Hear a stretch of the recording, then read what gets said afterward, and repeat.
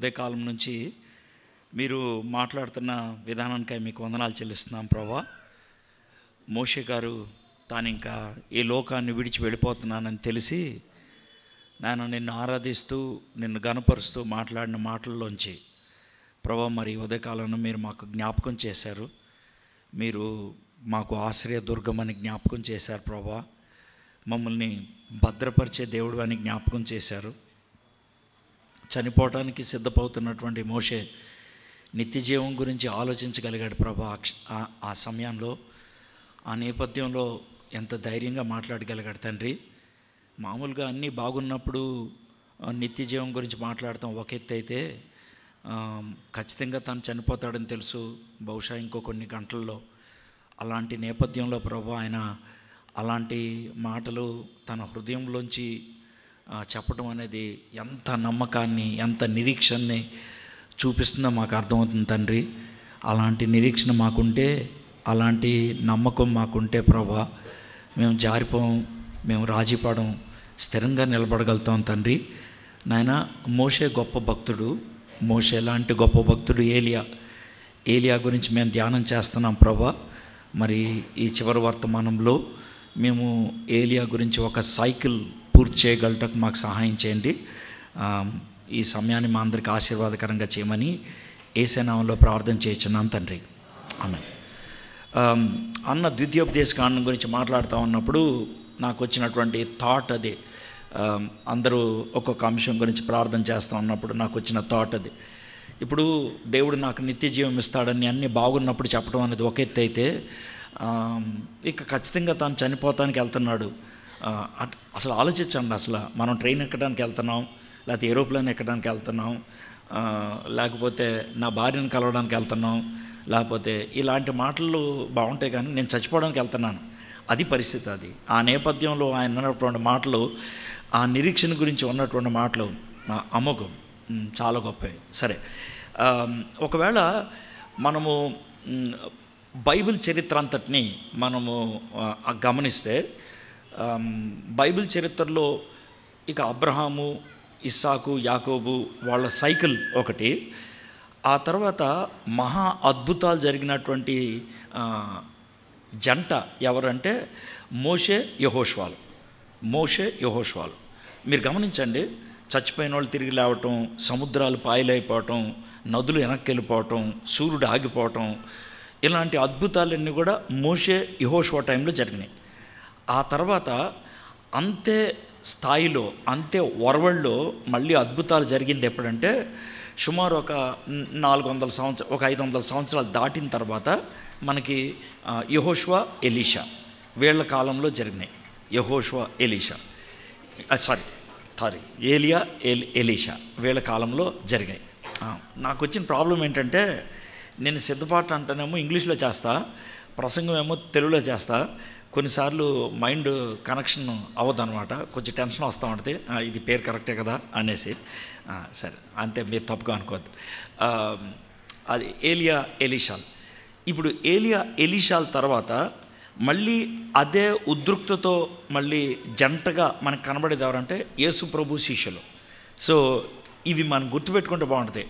అబ్రహాము, ఇస్సాకు, యాకోబు, తర్వాత ఏమో మోషే, యెహోషువాలు, తర్వాత ఏలియా, ఎలీషాలు, ఆ తర్వాత ఏమో యేసు ప్రభు శిష్యులు. ఇప్పుడు మనం ఫైనల్ సైకిల్లో ఉన్నాం. ఇది ఫైనల్ సైకిల్. సో ఇది 4వది అని చెప్పాలి. ఇది ఒక ఫైనల్ సైకిల్, ఒక సైకిల్ లాగా కనబడుతూ ఉంటుంది. దాంట్లో మనము మోషే నుంచి పొద్దున్న ఒక చిన్న విషయం చూసాం. ఇప్పుడు ఏలియా జీవితం నుంచి కూడా ఇంకొక చిన్న భాగాన్ని మనం చూడటానికి ప్రయత్నించేద్దాం. ఏలియా గురించి ఇది 3వ వర్తమానం. యాక్చువల్గా నేను మీకు ఈ 3 వర్తమానాల్లో ఇచ్చింది, నేను 8 వర్తమానాలు ఇచ్చాను, 8. చాలా కుదించి మీకు మాట్లాడాను, చాలా తక్కువ చేసి మాట్లాడటం జరిగిందన్నమాట. అయితే దీంట్లో మనం ఇప్పుడు దాకా చూసింది ఏంటంటే, మొదట దేవుడు ఏలియాని ఎలాంటి పరిస్థితుల్లో పిలుచుకున్నాడు, కాంటెక్స్ట్ చూసాం. రెండోదేమో ఏలియాని పిలుచుకోవడానికి అతని క్యారెక్టర్ చూసాం, ఆయన గుణం ఎలాంటిది అన్న దానికి 5 విషయాలు చూసాం. దేవుడితో సంబంధం, దేవుడితో సహవాసం, దేవుడి సమక్షాన్ని ఎప్పుడు ఉండటం, దేవుని సంతకం, దేవుని శక్తిని ఆయన ప్రదర్శించేవాడుగా ఉండటం అనేది చూసాం. నెక్స్ట్ దేవుడు ఆ ఏలియాని ఏ విధంగా సిద్ధపరిచాడు, ఒక 3 సంవత్సరాల దగ్గర ఆయన ఏ విధంగా సిద్ధపరిచాడు అని అనటానికి 3 సంఘటనలు మనం చూసాం. ఒకటి, దేవుడు చేసేటువంటి కార్యాలను నిలబడి చూస్తూ అనుభూతిని పొందాడు, కాకులు ఫుడ్ తీసుకొస్తూ ఉంటే, ఇది మొదటిది. రెండోది, దేవుడితో కలిసి పనిచేసి ఆయన విధవరాలు ఎవరో తెలుసుకొని ఆవిడింట్లో కొంతకాలం ఉండడం జరిగింది, అది రెండోది. మూడోది, దేవునితో ఆయన దేవునికి విజ్ఞాపన చేసి గొప్ప కార్యాన్ని ఆయన దర్శనం ద్వారా చూడగలిగాడు. చచ్చిపోయిన ఒకడిని తిరిగి లేపగలడు దేవుడు అని చూడటం, ఆ చచ్చిపోయిన తిరిగి లేపమని అడగటం అనేది చూసాం. ఇది 17వ అధ్యాయం. ఈరోజు మనం తీసుకునేటువంటి భాగం చాలా పెద్దది. అంటే ప్రాబబ్లీ 2 చాప్టర్స్ నేను రఫ్గా కవర్ చేయాలి అని అనుకుంటున్నాను. అంత కవర్ చేయలేను కాబట్టి కథలాగా చెప్పుకుంటూ వెళ్ళి అక్కడక్కడ మీకు కొన్ని సన్నివేశాలు చెప్తాను. బేసిక్గా నేను కవర్ చేయదలుచుకుంది ఏంటంటే 18వ అధ్యాయం 19వ అధ్యాయం, మొదటి రోజుల గ్రంథం 18వ అధ్యాయం 19వ అధ్యాయం, ఈ 2 అధ్యాయాల్ని మనం ఈరోజు చూడబోతున్నాం. ఈ 2 అధ్యాయాల్లో మనము విచిత్రమైనటువంటి వ్యతిరేక పరిస్థితులు చూస్తూ ఉంటాం. మరి మీరు ఎంత మటుకు చూడరో కానీ మీరు ఒకవేళ బైబిల్ 18వ అధ్యాయాన్ని తీసి ఊరినే జస్ట్ చూడండి. జస్ట్ ఒక అంటే వైవిధ్యాన్ని చూపించి నేను డీటెయిల్స్లోకి వెళ్తాను. కొంచెం ఇంట్రెస్టింగ్గా ఉంటుందని ఇది చెప్తున్నాను. మీ బైబిల్లో అలా ఉందో లేదో నాకు తెలియదు, మరి నా బైబిల్ అయితే అలా ఉంది, అందుకని చూస్తున్నాను. 18వ అధ్యాయం 36, 37 వచనాలు ఒక ప్రార్థన. 36, 37 వచనాలు ఒక ప్రార్థన. ఓకే, మీరు అదేవిధంగా 18వ అధ్యాయంలో కొంచెం 19వ అధ్యాయంలోకి వస్తే 4-5 వచనాలు ఒక ప్రార్థన. 4-5 వచనాలు ఒక ప్రార్థన. నా బైబిల్లో అయితే ఈ 2 ప్రార్థనలు ఈ పక్కనోటి వచ్చాయి. మరి మీ బైబిల్లో ఎలా ఉన్నదో తెలియదు కానీ సేమా సూపర్. ఈ 2 ప్రార్థనలు ఎవడైనా ఒకదాని తర్వాత ఒకటి చదివితే కనుక అడిగే ప్రశ్న ఏంటంటే, ఈ 2 ప్రార్థనలు ఒకడే చేశాడా? ఈ ప్రార్థనకి ఆ ప్రార్థనకి గ్యాప్ ఎంత అని ఆలోచిస్తే నేను బాగా పరిశీలన చేసి స్కాలర్స్ వాళ్ళు చెప్తే 36 గంటలు 36 అవర్స్లో ఆయన 18వ అధ్యాయం 36వ వచనంలో చేసిన ప్రార్థన నుంచి 19వ అధ్యాయం 5వ వచనం ప్రార్థనకు వచ్చింది. అర్థమైందా? అంటే మన లైఫ్లో పొద్దున్న మనము చాలా దేవుని యొక్క సన్నిధిని అనుభవించి మధ్యాహ్నం కుప్పకూయలే పరిస్థితి రావచ్చు, సాయంకాలం ఏడ్చుకునే పరిస్థితి రావచ్చు. అంటే నేను అనేది యాక్సిడెంట్ అవుతుందనో జబ్బు వస్తుందో అని కాదు, మన యొక్క మనోస్థితి, ఆత్మీయ స్థితి కూడా అంత వేవరింగ్ ఉండటానికి అవకాశం ఉందని ఏలియా జీవితాన్ని బట్టి మనకు అర్థమవుతుంది. సరే, ఊరిని జస్ట్ ఇంట్రడక్షన్ కోసం చెప్పాను. ఈ 2 ప్రార్థనలు కనుక మనం మనసులో పెట్టుకుంటే యాకోబు గారు చెప్పినటువంటి మాట మనకు బాగా అర్థమైపోద్ది. ఏమన్నాడు తెలుసా? ఏలియా మన వంటి వాడే, మనం కూడా అంతే కదా, ఏలియా వంటి వాళ్ళమే. పొద్దున చాలా హుషారుగా ఉంటాం, దేవుడు అన్నీ ఇచ్చాడని. మధ్యాహ్నం ఏమన్నా ఇబ్బంది వస్తే కనుక పచ్చిబూతులు తిట్టేసి వెళ్ళిపోతాం. ఇది మనకున్నటువంటి తత్వం. దేవుడిని ప్రశ్నిస్తాం, దేవుడు ఎక్కడున్నాడని అడుగుతాం. సేమ్ ఏలియా కూడా అలాంటి అంటే వేవరింగ్, చంచల తత్వం అనేదాన్ని మనం ఏలియా జీవితంలో చూడగలుగుతాం. రైట్, 18వ అధ్యాయం మొదటి వచనం నుంచి మనం చూద్దాం. అనేక దినములైన తర్వాత 3వ సంవత్సరం ముందు యెహోవాకు ఏలియాకు ప్రత్యక్షమై, నేను భూమి మీద వర్షము కురిపించబోచున్నాను, నువ్వు వెళ్ళి ఆహాబును దర్శించమని అతనితో చెప్పాను. ఏలియా దేవుడి మీద పూర్తిగా ఆనుకునేటువంటి వ్యక్తి కాబట్టి డైరెక్షన్ దేవుడి దగ్గర నుంచి వచ్చేదాకా ఆగుతున్నాడు. మన జీవితంలో చాలా కఠినతరమైన పని ఏంటంటే ఏం చేయకుండా ఉండటం. మీరు గమనించండి, చచ్చిపోయినోడిని ప్రార్థన చేస్తే తిరిగి లేపగలిగేటువంటి విశ్వాసం కలిగినటువంటి వ్యక్తి, ప్రార్థన చేస్తే అగ్ని కురవటం అనేటువంటి దివ్యమైనటువంటి శక్తి ప్రదర్శించినటువంటి వ్యక్తి, ప్రార్థన చేస్తే వర్షం 3.5 సంవత్సరాల తర్వాత రావటం అనేది అలాంటి జీవితం కలిగినటువంటి వ్యక్తి 3.5 సంవత్సరాలు, జాగ్రత్త వినండి, 3.5 సంవత్సరాలు ఏం చేయకుండా కూర్చున్నాడు ఆయన. 3.5 సంవత్సరాలు. మనమేమో ఏం చేయకుండా ఉండలేము. ఏం చేయకుండా ఉండలేం. ఒకవేళ ఏమి చేయకుండా ఉన్నామంటే దరిద్రమైన ఆలోచనలు ఏవో వస్తాయి, దరిద్రమైన పనులు ఏదో చేస్తూ ఉంటాం. ఆత్మీయత అనేది మీటింగ్కి వచ్చినప్పుడు కాదు, ఆత్మీయత అనేది ప్రసంగాలు చేసినప్పుడు కాదు, ఆత్మీయత అనేది ప్రసంగాలు సిద్ధపడినప్పుడు కాదు. ఆత్మీయత అనేది నిజంగా ఏమి చేయకుండా ఉన్నప్పుడు తెలియాలి. when you are not doing anything, that's where spirituality is. ఎందుకనంటే సినిమాలు ఎప్పుడు చూస్తాం, సీరియల్ ఎప్పుడు చూస్తాం, ఫేస్బుక్లో షార్ట్స్ ఎప్పుడు చూస్తాం, ఇన్స్టాగ్రామ్లో షార్ట్ వీడియోలు ఎప్పుడు చూస్తాం, యూట్యూబ్లో పనికిమాలినటువంటి వీడియోలు ఎప్పుడు చూస్తాం? ఏమీ లేనప్పుడు. మీకు అర్థమవుతుందా? ఏమీ లేనప్పుడు. అది చాలా ప్రాముఖ్యం. You must know how to control those times. ఆ టైమ్స్ని కంట్రోల్ చేయడం మనం నేర్చుకోవాలి. ఏలియాకి దేవుడిచ్చినటువంటి గొప్ప పాఠం ఏంటి తెలుసా? నీతో మాట్లాడటానికి ఎవరు లేరు, నువ్వు ఒక్కడే ఉంటావు.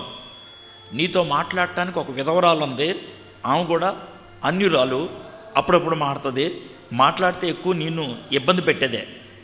ఇలాంటి వాళ్ళ మధ్యన దేవుడు 3 సంవత్సరాలు ఆయన ఉంచేసి ఏమి తరబీదు చేశాడంటే, తన హృదయాన్ని నిబ్బరంగా ఉంచుకోవడానికి, తన హృదయాన్ని అటు ఇటు కదిలిపోకుండా స్థిరంగా ఉండటానికి దేవుడు ఏలియాని సిద్ధపరిచాడు. 2వ వచనం, ఆహాబును దర్శించుటకై ఏలియా వెళ్ళిపోయాను. నాకు ఏమనిపిస్తుందంటే, ఏలియా దేవుడు ఆహాబ్ దగ్గరికి వెళ్ళు అని చెప్పినప్పుడు మొదటిసారి వెళ్ళటానికి కొంచెం భయం ఉంటుంది. దేవా, ఆహాబ్ దగ్గరికి వెళ్తున్నాను, వర్షం కురవదు అంటే భయపెడతాడేమో అని కాస్త భయం ఉంటుంది. కానీ వర్షం లేదని, ఏలియా కోసం నిఘా వేశాడని, ఏలియా కోసం ఎక్కడ పడితే అక్కడ ఎత్తుతున్నాడని, ఏలియాని వాంటెడ్ లిస్టులో పెట్టాడని, ఏలియా కనబడితే కాల్చి చంపేమని ఆయన ఆజ్ఞ ఇచ్చాడని, ఇవన్నీ తెలిసిన తర్వాత దేవుడు, ఏలియా నువ్వు ఆహాబును కలవంటే ఏం మాట్లాడుతున్నావు నువ్వు? ఇది తనలో రావాల్సిన రియాక్షన్.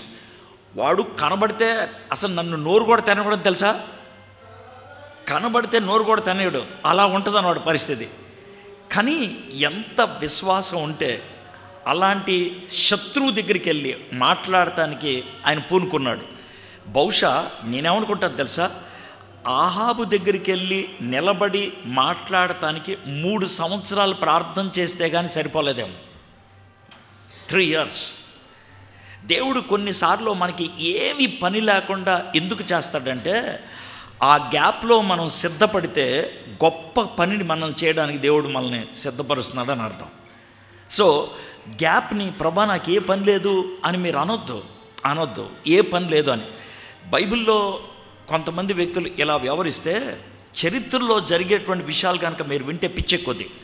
అదోనీరామ్ జడ్సన్ పేరున్నారు లేదు నాకు తెలీదు. అదోనీరామ్ జడ్సన్, అప్పట్లో దాన్ని బర్మా అనేవాళ్ళు, ఇప్పుడు దాన్ని మియాన్మార్ అంటారు. ఆ బర్మా ప్రాంతానికి పరిచయం చేయడానికి వెళ్ళాడు ఆయన బర్మా ప్రాంతంలో 14 ఏళ్ళు పరిచయం చేశాడు. 14 ఏళ్ళు. ఈ 14 ఏళ్ల పరిచర్యలో తన కంటితో మారు మనసు పొందినటువంటి వ్యక్తిని చూడటానికి ఆయన నోచుకోలేకపోయాడు ఆయన. అందుకని ఆయన వేస్ట్ గాడు అంటావా? అనలేం. ఎందుకనంటే ఒక దేశానికి, ఒక భాషకి ఆయన బైబిల్ని తర్జుమా చేసి ఇచ్చేశాడు. ఇర్మియా 40 సంవత్సరాలు పరిచయం చేశాడు. ఒక్క రిజల్ట్ చూడలేదు ఆయన. ఒక్కళ్ళు మారు మనసు పొందడం చూడలేదు. ఒక్కళ్ళు ఇర్మియా గారు మీరు చెప్పేది మేము నమ్ముతున్నాం అని ఒక్కళ్ళు చెప్పడం చూడలేదు ఆయన. కానీ 40 సంవత్సరాలు ఎందుకు చేశాడంటే, ఆయన చేయమన్నాడు చేస్తానంతే, ఆయన వెళ్ళమన్నాడు వెళ్తానంతే. మన మోటివేషన్ ఆయన ఇచ్చినటువంటి ఆజ్ఞ మీద ఉండాలి కానీ రిజల్ట్ మీద ఉండకూడదు. నేను ఎందుకు చెప్తానంటే, జనం ఎక్కువైతే కొంతమంది ప్రసంగం ఊపెక్కువ వద్ది. ఎందుకంటే జనాన్ని చూస్తే వచ్చే మోటివేషన్ అది ఉండకూడదు. ప్రజలను చూస్తే మన ప్రార్థన మారిపోతుంది.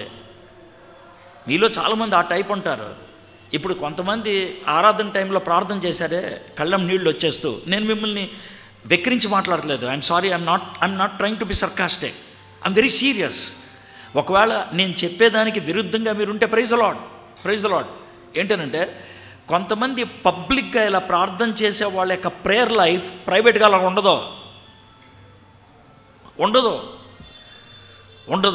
ఒకవేళ ఉంటే ప్రైజ్ ద లార్డ్, ఉండకపోతే కనుక ఆలోచించుకోండి. దేవుడు నీ యొక్క పబ్లిక్ ప్రేయర్ లైఫ్ గురించి పెద్ద లెక్క అడగడం, ఎందుకంటే అందరికీ తెలుసుదిగా. ప్రైవేట్ ప్రేయర్ లైఫ్ గురించి అడుగుతాడు ఆయన. ఏలియాని ప్రైవేట్ లైఫ్ని ఆర్డర్ చేశాడు దేవుడు.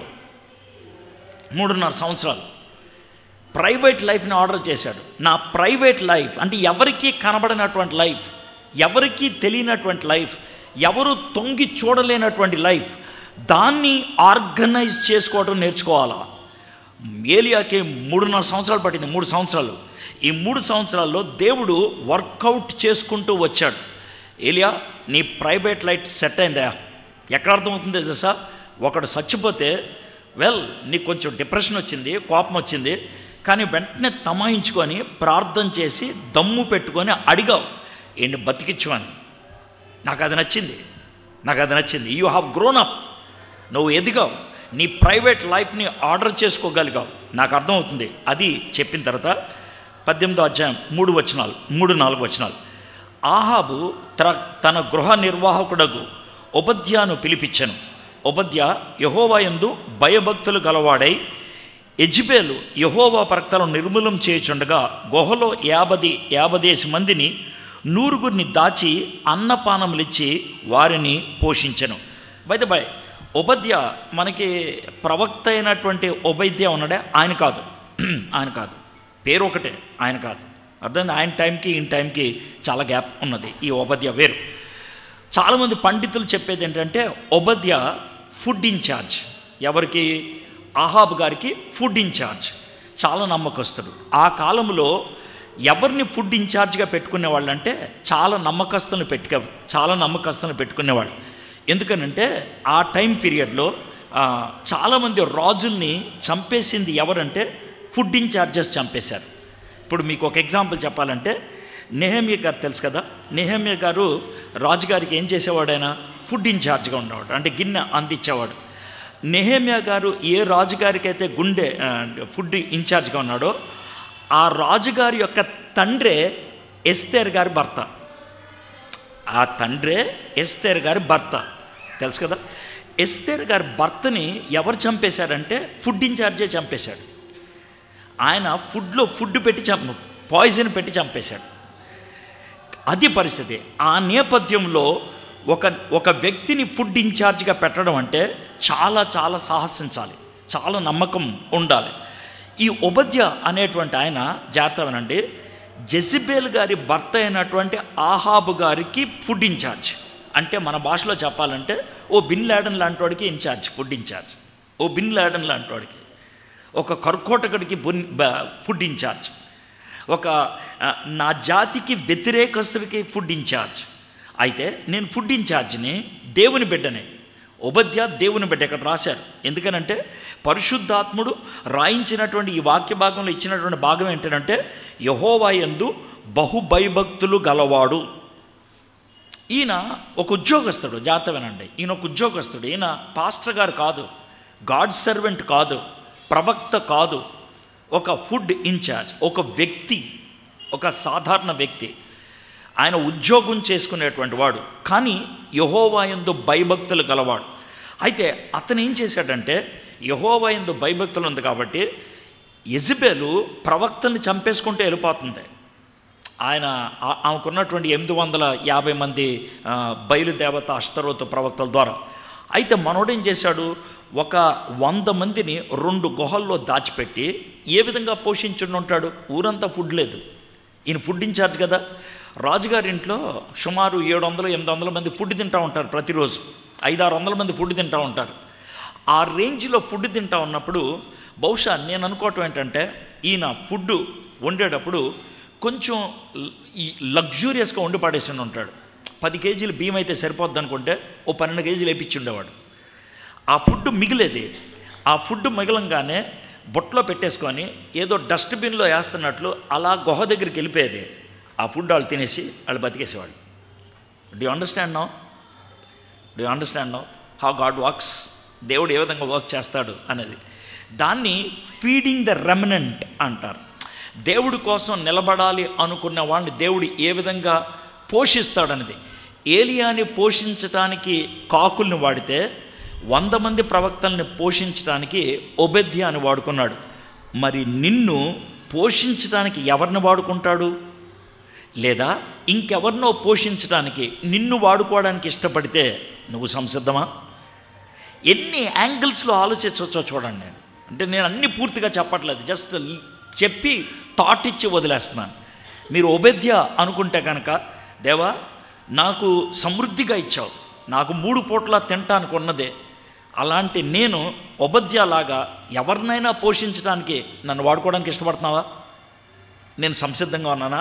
లేదా నువ్వు ఇబ్బందుల్లో ఉన్న వ్యక్తి ఏమో, తినటానికి తిండి లేదేమో, ప్రభా ఒబద్యాన్ని ఏ విధంగా వాడుకున్నావా, నా కోసం ఎవరినైనా వాడుకోవా? కాకుల్ని ఏ విధంగా వాడుకున్నావా, నా కోసం ఏ విధంగా వాడుకోవా? నిన్ను నువ్వు ఈ వాక్యంలో ఎక్కడ కావాలంటే అక్కడ ఇముడ్చుకోవచ్చు. You can include. అయితే ఇందులో నేను ఇంకొక ప్రాముఖ్యమైన పాయింట్ చెప్పదలుచుకుంది ఏంటంటే, ఇప్పుడు భారతదేశం క్రైస్తవుల మీద దాడి చేసే దేశాల్లో నెంబర్ 1 దేశం అయిపోయింది అని మనకు అర్థమైపోతుంది. ఇలాంటి పరిస్థితుల్లో ప్రభు మరి భారతదేశ పరిస్థితి ఏంటి అనే ప్రశ్న మనకు ఉండటం తప్పులేదు. భారతదేశం కోసం మనం ప్రార్థన చేయటం కూడా తప్పులేదు. అయితే దేవుడు చరిత్ర మొత్తంలో చూసుకుంటే, దేవుడు చరిత్ర మొత్తంలో ఆదాము దగ్గర నుంచి మనం చూసుకుంటే ఇప్పటిదాకా ప్రతి కాలంలో కూడా దేవుడు ఎవరో ఒకళ్ళనో చిన్న గుంపునో ఆయన తన కోసం ప్రత్యేకించుకొని దాచుకున్నాడని. ఇప్పుడు ఉదాహరణకి నోవహ కాలంలో నోవహ ఉన్నాడు. ఆ విధంగా ఎవరో ఒకళ్ళు ఉండటం, దేవుడు ఆ ఒక్కళ్ళనో 10 మందినో 20 మందినో ఆయన ప్రత్యేకించుకొని వేరు చేసుకొని వాడుకోవటం అనేది జరుగుతుంది. దీన్ని ఇంగ్లీష్లో ఒక పదం ఉపయోగిస్తారు, రెమనెంట్ అనే పదం. అంటే దేవుని కోసం దాచబడినటువంటి ఒక చిన్న గుంపు, దేవుడి కోసం నిలబడాలనుకునేటువంటి ఒక చిన్న గుంపు, అది ఎప్పుడు ఉంటుంది. కాబట్టి ఇప్పుడు కూడా అలాంటి గ్రూప్ ఉంటుంది, అలాంటి జనం ఉంటారు. అయితే నేనేం చెప్తానంటే, మనము చర్చెస్లో మెంబర్స్గా ఉంటాం, నేను కాదని అంటలేదు, సంఘాల్లో మెంబర్స్గా ఉంటాం. కాబట్టి ఇప్పుడు జయాన్ ప్రేయర్ ఫెలోషిప్లో మీరు మెంబర్స్, దీనికి కట్టుబడి ఉంటారు, ప్రతి ఆదివారం ఇక్కడికి వస్తారు, మీ కానుకలు అవి ఇక్కడ ఇస్తారు, వెరీ గుడ్, నేను దాని గురించి ఏం మాట్లాడలా. అయితే దీనికి పైగా ఆలోచిస్తే బాగుంటుంది. జయాన్ ప్రేయర్ ఫెలోషిప్ అనేటువంటి బాక్స్లో నుంచి కొంచెం పైకి ఆలోచిస్తే బాగుంటుంది. ఎందుకనంటే మనము ఇహలోకపరంగా జయాన్ ప్రేయర్ ఫెలోషిప్ మెంబర్స్, కానీ ఆత్మపరంగా సార్వత్రిక సంఘములో సభ్యులం. ప్రపంచ దేశాలన్నిట్లో ఉన్నటువంటి విశ్వాసులు అందరూ కలిస్తే సార్వత్రిక సంఘం అంటారు. ఈ సార్వత్రిక సంఘం 2 ముక్కలు అయిపోయింది. ఒక ముక్క ఆల్రెడీ పరలోకంలోకి వెళ్ళిపోయింది, ఒక ముక్క ఇక్కడ ఉంది. ఇప్పుడు ఆ ముక్కలో ఉన్నాం. పరలోకంలోకి వెళ్ళిపోయినటువంటి ముక్కలో భక్సింగ్ గారు ఉన్నారు, ఇక్కడ ఉన్నటువంటి ముక్కలో నువ్వు నేను ఉన్నాం. అర్థమైందా? కాబట్టి మనము వేరే సంఘస్థుల్లో లైక్ మైండెడ్ బిలీవర్ ఎవరన్నా కనబడితే, లేదా మంచి ఆత్మీయత కలిగినటువంటి వ్యక్తి కనబడితే మొహం తిప్పేసుకొని వెళ్ళిపోవాల్సిన అవసరం లేదు. ఇప్పుడు నేను అన్ని రకాల సంఘాలకి వెళ్తూ ఉంటాను. అసలు ఒకవేళ ఈ రోజు గురించి నేను ఆలోచిస్తే, ఇప్పుడు మాట్లాడేది ఒక హెబ్రోన్ ఫెలోషిప్లో, ఇది అయిపోయిన తర్వాత కారు మీద ఎక్కి నేను ఇంకో మీటింగ్లో మాట్లాడేది పచ్చి పెంతుకోస్తు మీటింగ్. అది 50-60 వేల మంది కూర్చుంటారు అక్కడ. నేను 20వ సంవత్సరం అక్కడికి వెళ్ళటం నాన్ స్టాప్. నేను మాట్లాడే ప్రతి మాటకి వెనకాల హల్లెలూయా అంటారు వాళ్ళు. మీరు జీవితంలో ఒకసారి కూడా అనలేదు. నేను అంటే మీరు అనలేదు ఎందుకని నేను అడగట్లా, వాళ్ళు ఎందుకు అంటారని నేను అంటలా. నేనేమంటానంటే ఇలాంటి వైవిధ్యం కంప్లీట్ కాంట్రాస్ట్. అక్కడ నా భాష వేరు ఉంటుంది, నా మాట తీరు వేరు ఉంటుంది, అక్కడ నా హావభావాలు వేరుంటాయి. నేను కుదించుకొని మీతో మాట్లాడుతున్నాను, వీళ్ళంటే నా భయం కాబట్టి. అర్థమైందా? నా ఒరిజినాలిటీ ఇది కాదు. నేను ఎందుకని చెప్తానంటే అంటే యూనివర్సల్ చర్చ్లో నేను మెంబర్ని, నేను బాక్స్లో ఉండిపోతా అని అంటే కుదరదు. రెమనెంట్ అనే కాన్సెప్ట్ మనం ఆలోచిద్దాం. నేను తర్వాత 5వ వచనం నుంచి 8వ వచనం దాకా చదవట్లేదు, టైం సరిపోదు కాబట్టి. జరిగిన విషయం ఏంటంటే, ఆ విషయంలో నేను ఒకటి నొక్కి ఒక్కాణించాలనుకుంటున్నాను. ఆహాబ్ గారు ఒబద్య అని పిలిచాడు. నాకు అది బాగా నచ్చింది. ఒబద్య అని పిలిచాడు. అంటే తన రాజ్యంలో చాలామంది ఉన్నారు. ఓబద్య పెద్ద అధికారి అయి ఉండకపోవచ్చు, ఎందుకంటే అధికారి అంటే ఆయన అధికారిని రాసి ఉండేవాడు. చాలామంది పండితులు నమ్మేది ఏంటంటే ఆయన ఫుడ్ ఇన్ఛార్జ్ అని పిలిపించి, బాబు ఓబద్య నీళ్ళన్నీ అయిపోయినాయి అంట కదా. అవును సార్. ఎలాగయ్యా మరి, ఓ పని చేద్దామా, మన ఇద్దరం నీళ్లు వెతకడానికి వెళ్దామా, మన ఇద్దరం వెళ్దాం, నువ్వేమో ఈ డైరెక్షన్లో వెళ్ళు, నేనేమో ఈ డైరెక్షన్లో వెళ్తాను. ఓబద్య కనుక నీళ్లు దొరికితే, జాగ్రత్త వినండి, నీళ్లు దొరకనటువంటి ఆ సామ్రాజ్యంలో నీళ్లు దొరికితే ఎవడైనా చేసే పని ఏంటంటే నీళ్ళు అక్కడ ఉన్నాయి అని చెప్పరు, వీళ్ళే తాగేస్తారు. కానీ ఆహాబ్ మీద నమ్మకం ఉంది, ఆహాబ్కి ఓబద్య మీద నమ్మకం ఉంది. ఏమని, వీడు ఇటెళ్ళి నీళ్లు దొరికితే నాకు చెప్తాడు, కాబట్టి నువ్వు ఇటెళ్ళు, నేను ఇటెళ్తాను. నేను అనుకుంటాను, ఆహాబు నువ్వు ఇటెళ్ళు, నేను ఇటెళ్తా, నేను కావాలని ఇంత డిలే చేస్తున్నా, నువ్వు ఇటెళ్ళు అని అన్నప్పుడు ఈ చెయ్యిని దేవుడు ఇలాగ అనిపించుండి ఉంటాడు, ఆహాబు యొక్క చెయ్యిని. ఎందుకు సార్ అంత డీటెయిల్స్ అవసరమా, మీరు కొంచెం ఓవర్ చేస్తున్నారు సార్ అని అనుకోవచ్చు. నేను చెప్తా ఎందుకని. దేవుడు ఆహాబు చెయ్యిని ఇటు ఓబద్యాకి, ఇటు నీకు అని ఎందుకని ఉంటాడంటే, ఇటేపు ఓబద్య వెళ్తే ఏలియాని కలుస్తాడు. ఇటేపు ఉన్నాడు ఏలియా, ఇటేపు లేడు. మీకు అర్థమవుతుందా? డీటెయిల్స్. ఈరోజు ఈ నన్ను ఎందుకు కలిశాడు, ఈరోజు ఇది ఎందుకు నన్ను కలిసింది, దేవుడు కల్పించాడు మిమ్మల్ని. దేవుడు కల్పించాడంటే దాని వెనకాల ఏదో ఉంది, నా లైఫ్లో అలాగా కలుసుకున్న వాళ్ళు చాలామంది ఉన్నారు. చాలా దేశాలకు వెళ్తాను, ఊహించని పరిస్థితుల్లో నేను కలుసుకున్నాను మనుషుల్ని, ఊహించని పరిస్థితుల్లో. ఇక్కడ ఎవరుంటారు అనేది అనుకుంటాం, కానీ కలుసుకున్నాం. ఒకసారి లండన్లో నేను ఒక ఫ్లైట్లో దిగా, ఇంకో ఫ్లైట్ ఎక్కాలి. ఈ టెర్మినల్ నుంచి ఆ టెర్మినల్కి అండర్ గ్రౌండ్లోంచి నడుచుకుంటూ వెళ్ళాలన్నారు. చాలా టైం పడుతుంది అన్నారు, 20 minutes పడుతుంది అన్నారు. నాకు టైం తక్కువ ఉంది. మధ్యలో ఈ లండన్లో విపరీతమైన చెక్కింగ్లు ఉంటాయి. ఆడు ఒకవేళ మనం పౌడర్ ఉపయోగిస్తుంటే పౌడర్ ఓపెన్ చేసి కొంచెం చేసుకొని వాసన చూసి మరి పెడతాడు. అంత టైం తీసుకుంటాడు. అంత జాగ్రత్త సునిశ్చితంగా చేస్తారు. టైం అయిపోతుంది. నాకేమో వారికోస్ వెయిన్ ఆపరేషన్ అయింది కాబట్టి పెయిన్ వస్తుంది, ఏం చేయాలో అర్థం కావట్లా, టైం అయిపోతుందని టెన్షన్లో ఉంది. అక్కడికి వెళ్తే పెద్ద లైన్ ఉంది, ఏం చేయాలరా బాబు అని ప్రభువా అని అనుకుంటా ఉంటే ఓ సూటు బూటు వేసుకొని ఆయన అన్నా అని అన్నాడు. ఈడెవడో మనకు తెలీదు. బ్రదర్ మిమ్మల్ని గుర్తుపట్టలేదు, పర్లేదన్నా హైదరాబాద్ మీటింగ్స్లో మీరు సువార్త చెప్తుంటే మార్మన్స్ పొందా. ఓ థ్యాంక్ యూ బాబు అంటే ఏంటన్నా అన్నాడు. అదే నేను పలానా ఫ్లైట్ ఎక్కాలి అన్న, తన టైం అయిపోతుంది కదా అన్నాడు. రండి నేను తీసుకెళ్ళిపోతాను. తిన్నగా ఫ్లైట్ ఎక్కించాడు. దేవుడు మనల్ని కలిపేటువంటి విధానాలు చూస్తే ఊహించలేం. సో దేవుడు ఆర్కెస్ట్రేట్ చేశాడంటారు దీన్ని, ఈ పదాన్ని ఉపయోగిస్తాడు. అంటే దేవుడు ఆ విధంగా సమకూర్చి పెడతాడు. ఈ సమకూర్చి పెట్టే దాంట్లో జాగ్రత్త వినండి, దెబ్బలు కూడా తగులుతాయి. దేవుడు దెబ్బ తగిలేటట్లు చేసేది పెద్ద దెబ్బ నుంచి తప్పించడానికి. మీకు అర్థమవుతుందా? దేవుడు దెబ్బ తగిలేటట్లు చేసేది పెద్ద దెబ్బ నుంచి తగిలించడానికి. నా లైఫ్లో ఉన్నది. ఒకసారి నేను బస్సు ఎక్కాలి, బస్సు ఎక్కడానికి వెళ్తే కలిదిండి దగ్గర, కైకులూరు కలిదిండి దగ్గర నన్ను తోస్తే కింద పడిపోయాను. నేను వెళ్ళిపోతే బస్సు వెళ్ళిపోయింది. బాగా తిట్టుకున్నాను దేవుడిని. ఏం ప్రభా బస్సు కూడా ఎక్కించలా నువ్వు కనీసం, నేనేమన్నా కారు ఇమ్మన్నానా ఏంటి అది అని అనుకోని అలా నుంచొని ఉంటే బస్సు వెళ్ళిపోయిన ఒక మెటడార్ వచ్చింది. మెటడార్ సార్ కలిదిండి వెళ్తుంది ఎక్కుతారా అని ఎక్కువ కూర్చున్నా. డ్రైవర్ సీట్ పక్కన మన సీటు. నేను దేవుణ్ణి తిట్లని గుర్తొచ్చినాయి. నేనేమన్నా కారు అడిగానా అని, కారు వచ్చింది. నేనేమన్నా సీట్ అడిగానా, సీట్ వచ్చింది. కూర్చొని ఉన్నా. అది జాగ్రత్తగానండి. నేను అప్పటికి చాలా ఫ్రస్ట్రేట్ అయిపోయినానేమో, టెన్షన్తో నిద్రపోయాను. అలాగా కొద్దిసేపు అన్నాక కారు అయిపోయింది, చల్లటి గాలి తగులుతుంది. ఉలుక్కుపడి లేచి ఊరు వచ్చేసినాను. కంగారు పడకండి సార్ అని అన్నాడు. ఏమైందని అన్నా, ఏదో అయినట్లుంది సార్ యాక్సిడెంట్ అని అన్నాడు. ఇటు లెగట్లా. సరే నేను వెళ్ళి చూద్దాం అని వెళ్ళి చూస్తే ఏ బస్సు అయితే నేను ఎక్కుదాం అనుకున్నానో ఆ బస్సు కాల్లో పడి ఉంది. 14 మంది చచ్చిపోయారు ఆ రోజు. ఓ విధంగా చెప్పాలంటే ఆ మనిషి ఎవడు నన్ను తోసాడో ఆడిని దేవుడు తొయ్యిరా అని అన్నట్టు తోసాడు అన్నాడు. నీకు అర్థమైందా? నీకు అర్థమైందా? సో దేవుడు ఆర్కెస్ట్రేట్ చేయటువంటి అది మన లైఫ్లో దెబ్బలు తగులుతాయి, ఎక్కాల్సిన ట్రైన్ ఎక్కం, ఎక్కాల్సిన బస్సు ఎక్కం, ఎక్కాల్సిన ఆటో ఎక్కం, ఏదో జరుగుతూ ఉంటుంది. అయితే నేను ప్రతిదాన్ని నిర్లిప్తంగా వదిలిపడేయండి అన్నాను, కానీ ప్రతి దాంట్లో దేవుని యొక్క హస్తాన్ని చూడటానికి, ప్రభువా ఇది నువ్వు పూనుకుంటేనే జరిగిందా, లేకపోతే నా యొక్క ఆలస్యం బట్టి జరిగిందా, ఇది నా తప్పును బట్టి జరిగిందా, లేదా నువ్వు జరిగిస్తున్నావా, ఇది మనం గుర్తుంచుకోవాల్సింది.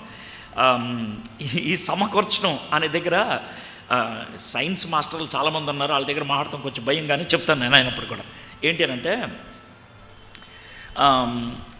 రోమా 8:28 చాలామంది చెప్తూ ఉంటారు కదా, అంటే ఆయన ప్రేమించే వారికి అనగా ఆయన సంకల్పం చొప్పున ఏర్పరచబడే వారికి సమస్తమును సమకూడి.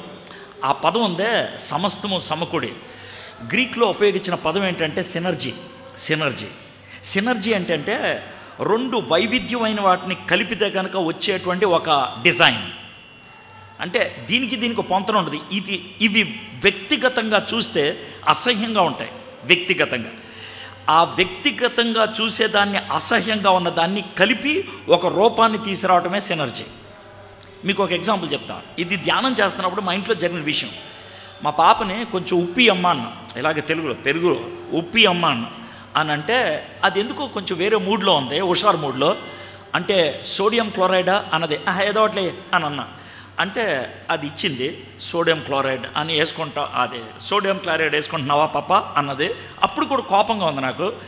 అన్నం తింటా ఉంటే ఆ రోజు నేను థింక్ చేస్తుంది ఇదే, ప్రభా నా జీవితంలో జరగకూడని పనులు జరిగాయే, నా జీవితంలో అవి గుర్తొస్తేనే నాకు గగ్గురుపాటు కలిగేటువంటి సన్నివేశాలు జరిగాయే, నా జీవితంలో కొన్ని సన్నివేశాలు అది ఊహించుకుంటేనే నేను డిస్టర్బ్ అయిపోతానే, అవి కూడా సమకూర్చావు నువ్వు, సమస్తమును సమకూడి అని అన్నావు కదా, అవన్నీ కూడా వర్కౌట్ అయితే నేను నీ స్టేటస్కి వచ్చానా, how can you define that అనే ప్రశ్న వేసుకుంటూ ఆ రోజు తర్జన పడతా ఉంటే అప్పుడు మా పాప పదే సోడియం క్లోరైడ్ అని అంటూ ఉంటే అది నా చెవులో ఒక్కసారి గింగర ఉంది. సోడియం క్లోరిన్ ఈ రెండు కలిస్తే సోడియం క్లోరైడ్ సాల్ట్ వచ్చింది. అంటే మీకు జాగ్రత్తమేనండి, మనకి గుంటూరు మున్సిపల్ నీళ్ళు వస్తాయి కదా, ఆ మున్సిపల్ నీళ్ళల్లో క్రిములు కీటకాలను చంపడానికి కలిపేది ఏంటి తెలుసా? క్లోరిన్. అది చంపేది, క్లోరిన్ చంపేది.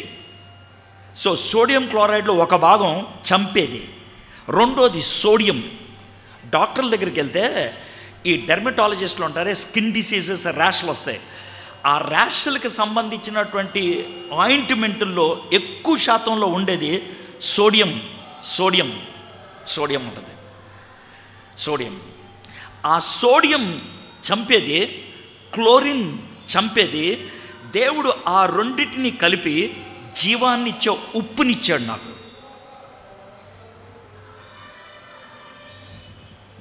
ఎస్, మన జీవితాల్లో దేవుడు కొన్ని ఆ రోట్లో అని తోసేసినట్లు పంపించేస్తే there is a lesson we have to learn అనే విషయం.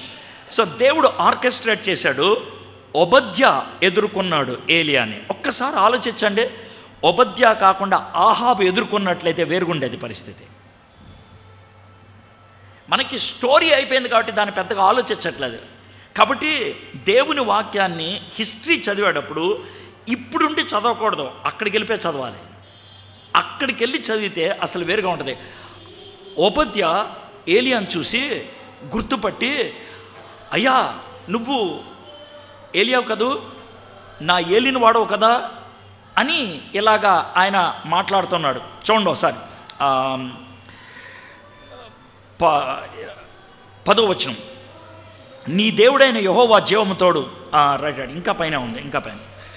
ఓబద్యా మార్గం పోచుండగా ఏలియా అతన్ని ఎదుర్కొనెను. ఓబద్యా అతన్ని ఎదుర్కొని నమస్కారం చేసి, నా ఏలినవాడైన యెహోవా, ఏలియా జాగ్రత్త, నేను కావాలని ఆ మాట మీ దగ్గర తీసుకొస్తున్నా, నా ఏలిన వాడవైన ఏలియా నీవే కదా అని అంతా చేశాడు.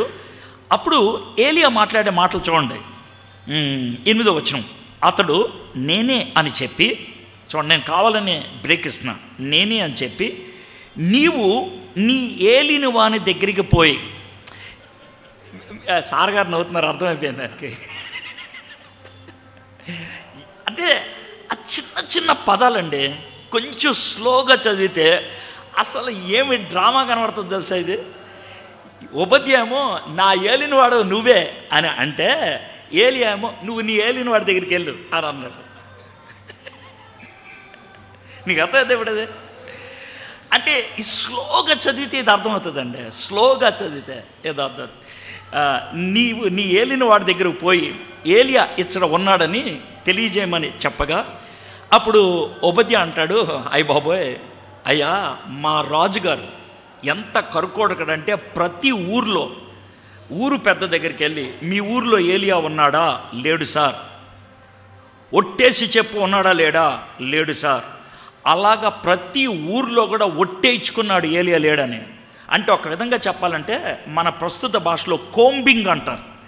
ఈ నక్సలైట్లను పట్టుకోవడానికి కోంబింగ్ ఆపరేషన్ చేస్తారే, ఆ విధంగా ఏలియా కోసం కోంబింగ్ చేశాడు అహాబు. ఎక్కడ కనబడలేదు, జల్లిడి పట్టించాడు, దొరకలేదు. అయ్యగారు ఎతకని ప్రదేశం లేదు, అడగనటువంటి మనిషి లేడు, వెళ్ళనటువంటి ఊరు లేదు, అన్నీ చేశాం. ఇప్పుడు నువ్వు ఏలియా కనబడ్డావని, నేను ఏలియా కనబడ్డాడని చెప్తే ఆయన పద అని అంటే, ఈలోగా దేవుడు నిన్ను ఎక్కడికైనా తీసుకెళ్ళిపోతే నా బతికి ఏమైపోతుంది, నా పరిస్థితి ఏమైపోతుంది?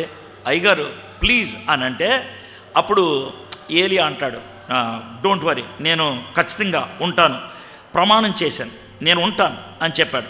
చెప్తే అప్పుడు సరే ఉపధ్య వెళ్ళిపోయాడు, ఆహాబుని తీసుకొని వచ్చాడు. 15వ వచనంలోకి వద్దాం. ఏలియా, ఎవని సన్నిధిని నేను నిలవబడి ఉన్నాను. ఈ మాట వింటే మీకు ఏమన్నా గుర్తొస్తుందా? మీకు గుర్తొస్తుందా? ఎవని సన్నిధిని నేను నిలబడి ఉన్నాను, గుర్తొచ్చింది ఈ మాట. 17వ అధ్యాయం మొదటి వచనం చూడండి, సేమ్ మాట ఉంది కదా, ఉందండి. ఎవని సన్నిధి అంటే మీకు అర్థమవుతుందండి, ఏలియా ఎక్కడికి వెళ్ళినా కూడా ఎవరుంటారు ఆయనతో పాటు? దేవుడు. మీకు అర్థమవుతుందండి ఇది. ఇప్పుడు మీరు ఏమనుకుంటారంటే, చాలామంది ఏమని చెప్తాను, మీరు చాలా లోతుగా వెళ్తారు. ఎక్కడ వెళ్తాను లోతుగా? ఉన్న పదాలే చదువుతున్నాను అంతే కదా, ఇంక అంతకంటే ఏం చేస్తున్నాను నేను? ఈ లోతు అంటే ఇది కాదు, ఇది చాలా పైపైనది, చాలా పైపైన. నేను ఏం చేయట్లా, ఉన్న చదివి ఆ చదివిన దాన్ని కొంచెం ఆలోచించండి ఇక్కడ అని అంటున్నాను.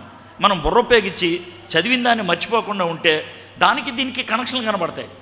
నీ ఏలినవాడు నా ఏలినవాడు ఎలా వచ్చింది అది? అరే ఈడేమో నా ఏలినవాడా నిన్ను అంటాడు, ఈడేమో నువ్వు ఆయన అంటాడు, ఇదేంటి అదంతా?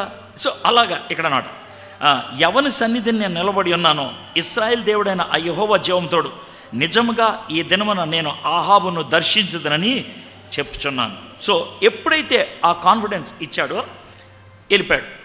ఇప్పుడు చూడండి, మళ్ళీ ఆహాబుకి ఏలియాకి కాన్వర్జేషన్ ఉంటుంది. ఇది భలే తమాషాగా ఉంటుంది. 16వ వచనంలో, అంతటా ఉపధ్య ఆహాబును ఎదుర్కొని పోయి ఆ వర్తమానం తెలియజేయగా ఏలియాను కలుసుకున్నట్టుకు ఆహాబు బయలుదేరను వచ్చేసారు. 17వ వచనం, ఆహాబు ఏలియాను చూచి, చూడండి ఇప్పుడు రియాక్షన్.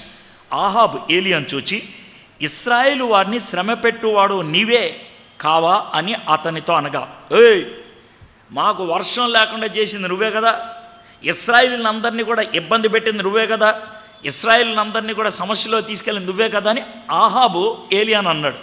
ఇప్పుడు ఏలియా డైలాగ్ చూడండి. అతడు, నేను కాను బాస్, నేను కాను, యెహోవా ఆజ్ఞలను గైకొనక బయలుదేవతను అనుసరించు నీవును నీ తండ్రి ఇంటి వారును ఇశ్రాయేలు వారిని శ్రమ పెట్టు వారై ఉన్నారు. వర్షం లేకుండా ఉండటానికి కారణం నేను కాదు, వర్షం రాదు అని చెప్పింది నేనే, కానీ వర్షం రాకుండా చేయటానికి కారణం నేను కాదు, అది నువ్వు. వర్షం రాదని చెప్పింది నేనే, వర్షం రాదని చెప్పింది నేనే, కానీ వర్షం రాకుండా చేసింది నువ్వు, మీ నాన్న. ఎందుకో తెలుసా? మీరు దేవుని ఆజ్ఞలను గైకొనలేదు. దాంట్లో స్పెసిఫిక్గా బయలుదేవతని కొలుసుకుంటూ వచ్చారు మీరు. ఎంత స్పెసిఫిక్గా చెప్పండి.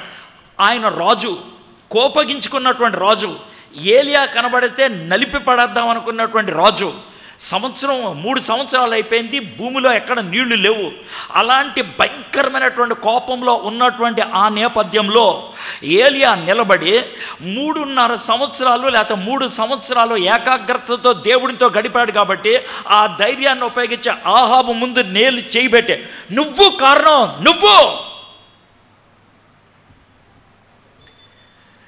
తప్పుని ఖండించటానికి, ఒక వ్యక్తిని సరిచేయటానికి, ఎదుర్కోవడానికి ప్రార్థన ఎంత అవసరమో, దేవుని మీద ఆనుకోవటం ఎంత అవసరమో 17వ అధ్యాయం నేర్పిస్తుంది మనకి. 3 సంవత్సరాలు ఒంటరిగా గడిపాడు, 3 సంవత్సరాలు. కాబట్టి ఇప్పుడు ఆహాబుతో ధైర్యంగా మాట్లాడగలుగుతున్నాడు. నువ్వు కారణం, దాంట్లో ఎటువంటి అనుమానం లేదు. అలాగ మాట్లాడితే ఆహాబు ఏమనలేపాడు, సైలెంట్ అయిపోయాడు. 19వ వచనం, అయితే ఇప్పుడు నీవు ఇశ్రాయేల్ వారందరినీ, యెజెబెలు పోషించున్న బయలుదేవత ప్రవక్తలు 450 మందిని, అష్టరేతు ప్రవక్తలైన 400 మందిని, అంటే మొత్తం 850, మీకు నెంబర్ వచ్చేసింది కదా, 850 మందిని ఆహాబు ఇశ్రాయేలు వారందరి యొద్దకు దూతలను పంపి ప్రవక్తలను కర్వేరు పర్వతం మీదకి సమకూర్చాను. ఇదండి 21వ వచనం నుంచి కర్మేలు పర్వతం మీద గేమ్ స్టార్ట్, కోడి పందెం స్టార్ట్. అర్థమైందా? ఏలియా ఒక కోడి పందెం, కోడి. అర్థమైందా? ఆహాబు తన 850 మంది ఒక కోడి అనుకోండి. ఈ 2 కోళ్ళ మధ్యన పందెం. ఈ పందెంలో ఎవరు గెలుస్తారు, ఇది పరిస్థితి. ఇది జరిగింది 1800 అడుగులు ఉన్నటువంటి ఒక కొండ మీద, 1800 అడుగుల కొండ మీద. ఆ కొండ మీద ఎక్కిన తర్వాత, ఇప్పుడు ఇది కొండ పినకల్ అనుకోండి, ఇది ఓ పక్కన దిగుద్ది, ఓ పక్కన దిగుద్ది, మధ్యలో నిలబడ్డాడు ఎవరు, ఏలియా గారు. ఏలియా గారు మాట్లాడుతున్నటువంటి మాట 21వ వచనం.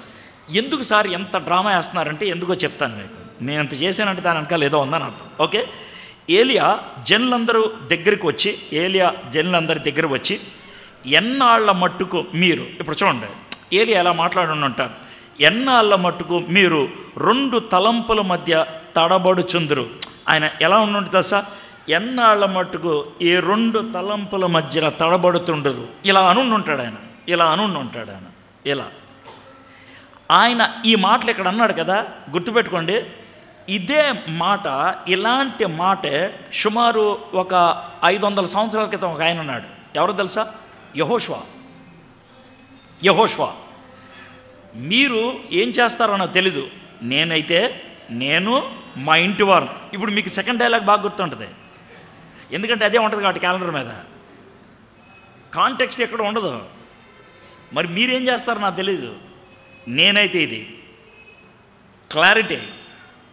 సో 2 వాట్ల మధ్యన తడబడుతుందిరు అన్నారు కదా, జాగ్రత్త అండి. ఈ కొండ ఏదైతే ఉందో, కర్మేలు కొండ, 18 అడుగులు ఉన్నటువంటి కొండ, ఒక కొండ, ఆ కొండ ఒక పక్కకి దిగితే వచ్చేది ఫొనీషియా. ఈ ఫొనీషియా ఎవరిది? జెజబెల్ యొక్క దేశం ఓ పక్కకి. ఇంకొక పక్కకు వస్తే ఇశ్రాయేల్, ఇది ఎవరిది? యెహోవా దేవుడి యొక్క దేశం. యెహోవా దేశం వర్సెస్ జెజబెల్ దేశం మధ్యలో నిలబడ్డాడు మనోడు, కొండెక్కి మాట్లాడుతున్నాడు. మీరు అటో ఇటో డిసైడ్ అయిపోండి, ఎంత క్లియర్గా ఉందో చూడండి.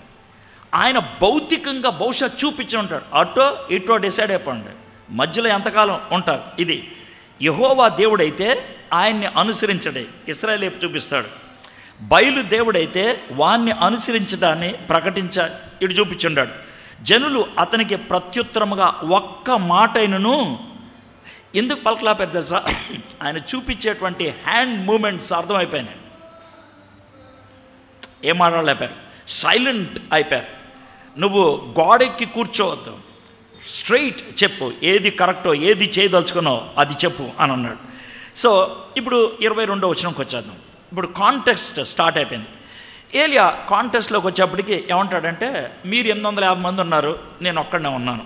ఓ పని చేయండి, 2 జంతువులు తీసుకురండి, ఆ జంతువుల్ని ముక్కలు చేసేయండి. మీరు ఎక్కువ మంది ఉన్నారు కదా, మీరేం చేస్తారంటే మీరు ప్రార్థన చేయండి. మీరు ప్రార్థన చేసి ఏంటనంటే, నువ్వు వెలిగించకుండా, ఫైర్ మనం పెట్టకుండా, ఏ దేవుడైతే ఆకాశం నుంచి అగ్నిని కురిపిస్తాడో ఆ దేవుడే నిజమైన దేవుడు. ఇది ఏలియా ఇచ్చినటువంటి పందెం. అర్థమైందా?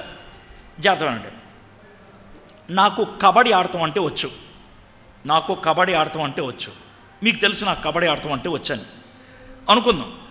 కబడ్డీ బాగా ఆడతాను నేను అనుకుందాం. ఎవడైనా నన్ను వచ్చి ఛాలెంజ్ చేస్తే ఏ గేమ్లో ఛాలెంజ్ చేయాలి? కదా కదా ఖోఖో ఆడతావా అంటే ఎలా ఉంటుంది? షటిల్ ఆడతావు అంటే ఎలా ఉంటుంది? బాగుంటుందా? అందం.